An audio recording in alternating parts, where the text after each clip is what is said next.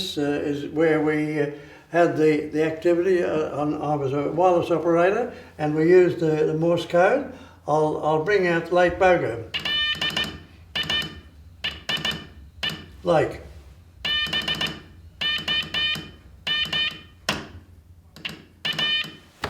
That was the code. We had to learn Morse code, and were able to communicate with one another. We would only use it if it was a real distress situation, and we would pick up messages from the other planes if there was any trouble.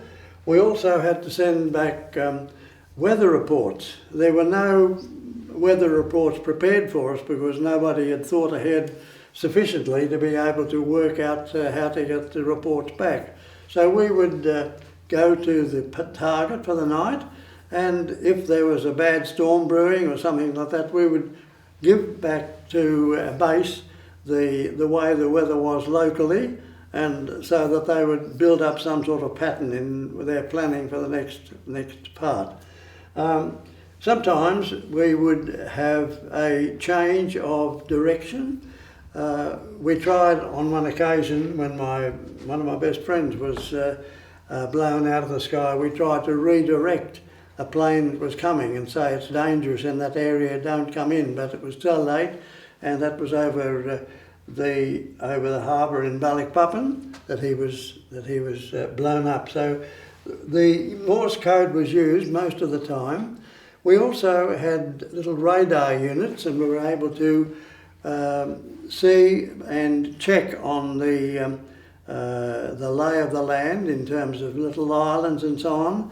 In the early days of the war, there was very little known about the real geography of the place, and on one occasion in the little island of Saram, there were these thousands of little volcanic islands that were 5,000 or 6,000 feet high. So we would have some knowledge of them, but we didn't know the full detail.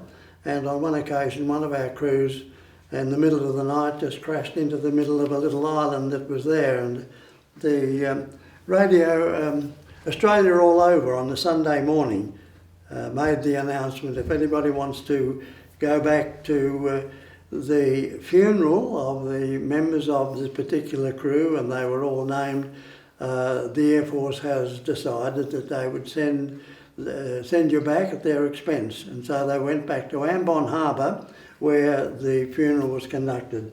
But most of the time then we were either working on Morse code, but more wireless silence was really very important, so that we didn't give our position away to other places and people.